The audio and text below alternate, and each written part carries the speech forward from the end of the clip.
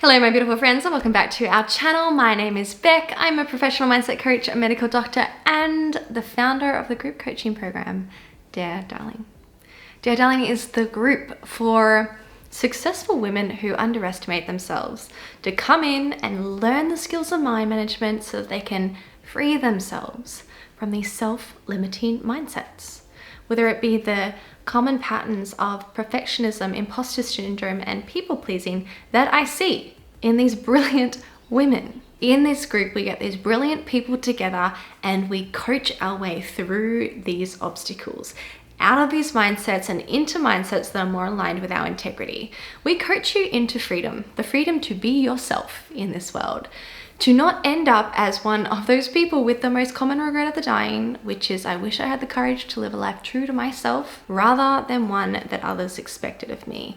And successful people are not immune to the risk of that regret. And in fact, I would say societally successful people are more at risk because we are so used to following the path of what everybody else thinks is right and good.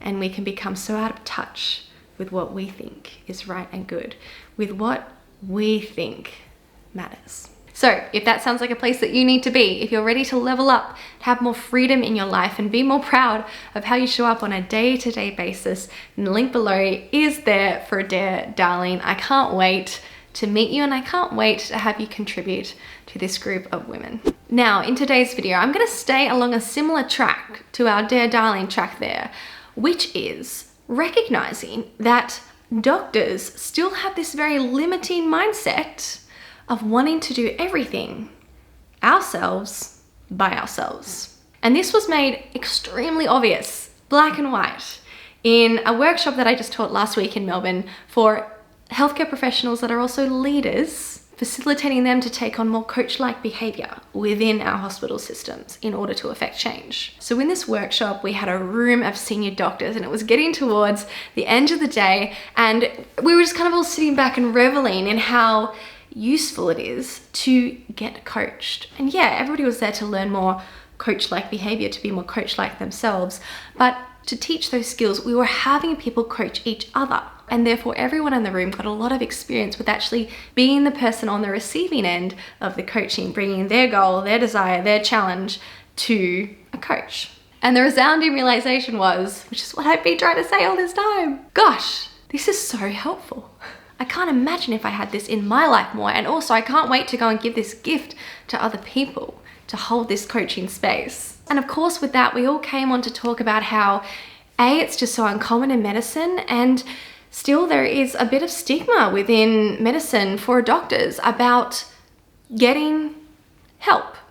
And in coaching, the coach isn't helping you, the coach isn't your guru, the coach isn't telling you, giving you advice about how to live your life. They're not mentoring you per se, but you're just partnering with somebody and you're sort of helping them organize their brain and make sure they see the decisions and they like their decisions and making sure that those decisions are really aligned with their integrity. It's really this collaboration experience. So it's not even getting help per se, it's just recruiting another person in to facilitate you using your mind in a productive way, where it is fraught otherwise with traps and tricks and biases and logical fallacies and tendencies that just don't serve your mission. They might serve another part of you, but not necessarily your mission. And also facilitating this workshop was a very senior coach who's had a lot of experience in corporate, and particularly she works with executives.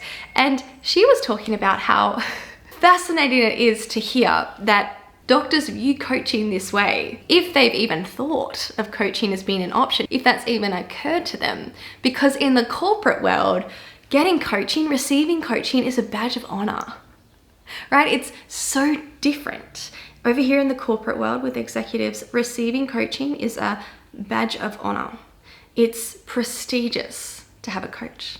In medicine, having a coach, at least in our initial thoughts in this workshop, is getting help, which is not something that doctors do. And it really was an aha moment for so many of us in the room. Looking at this experience we've just had at seeing how useful it was for us personally and professionally to have coaching, and then looking at the reasoning for us not getting coaching as just being because it has some kind of stigma potentially attached to it, just in the medical world. And holding those two things together, do we like our reasons for not getting coaching? If the only reason is that we don't want help, even if it's really helpful, even if it makes us a better doctor, even if it makes us more able to achieve our goals, and importantly, even if it makes us more able to be a better doctor and achieve our goals in a way that is the most conducive with our integrity, in a way that has us show up to the rest of our life without excess, unnecessary stress and time wasted and drama in our minds, like doubts and criticisms. I think of myself as being so lucky that I found coaching so early. And I didn't come at coaching from the perspective of, oh my goodness, I'm not okay, I need help, or, oh, without a coach, I'm not going to achieve my goals. No, the perspective I came to coaching from was I had so many things in my life that I valued, in particular my health and wellness. And I was really struggling keeping up my health and wellness and my relationships when I had such rigid perfectionism and people pleasing and imposter syndrome. Those things were my problems at the start too. And I could see that the way that I was achieving my goals with those mindsets, with those self-limiting patterns, was stealing a lot from these other priorities in my life. So I was like, well, gosh, I know I'm going to achieve my goals anyway. I got to that point in my life where I no longer had doubts about what I could achieve. I had learned enough about the systems and myself that I'd recognized if I set my mind to something, I'll be able to do it. And guys, don't take this too far. It's not like I think that I could become a professional basketball player, but I didn't have doubts about my ultimate ability to achieve whatever goal I wanted. If at first I did not succeed, I would try again, right? I was not afraid to or holding back, gritting my teeth at any point. And that was also my problem. I knew that I would achieve my goals at any cost. And the cost over here, my health, my relationships, my happiness, these things I wasn't willing to sacrifice anymore. So with that, the reason I got coaching was, all right, I know I'm going to achieve my goals, but in what condition?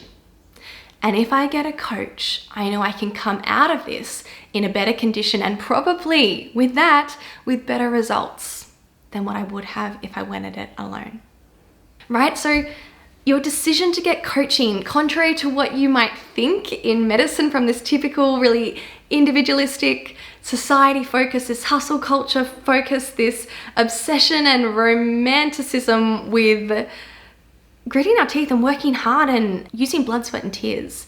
From that mindset, you might interpret coaching as getting help, as needing help. From my perspective, it was strategy. It was just smart. It would be dumb not to get a coach. If at the exchange of money and time, I could get more time back and I could get better results in more than one area of my life. So, with that being said, I just want this video to highlight to you that it wouldn't be uncommon for you in our current society. We've just really moved through this hustle culture wave and we're still very individualistic. It wouldn't be surprising or unusual for you to also have this mindset that you might not even be aware of right now until we prompt it here with this video, that you think it's superior to do everything by yourself and that you want to say that at the end you did it all by yourself. And I just want to use this moment to highlight to you, do you really like your reasons? Because if doing it yourself means that you end up with results that aren't as impactful and you get less results in other areas of your life, in your other priority areas as well, then do you really like that reasoning? Or would you rather, in retrospect, look back and say, I'm so glad I didn't do it all by myself, because since I was willing to do that, I got better results and I got more time, energy, and attention back for all the other things that matter more anyway. All right, my beautiful friends, I hope you got something out of this video. I hope that you just let those thoughts sit for a couple of days. These mindsets of being individualistic and wanting to do everything by ourselves and it being a badge of honor can be quite deep-seated. So let it take time to just untangle these things so you can decide for yourself instead of letting it be just a default that you live out throughout your life. If this is something that you know you want to work on, then you need to find the link below and join us in our group coaching program, Dare Darling. We pick apart mindsets like this all the time so that you can always be proud of your decisions. All right, my beautiful friends, thank you for your support as always, and I'll see you in my next one.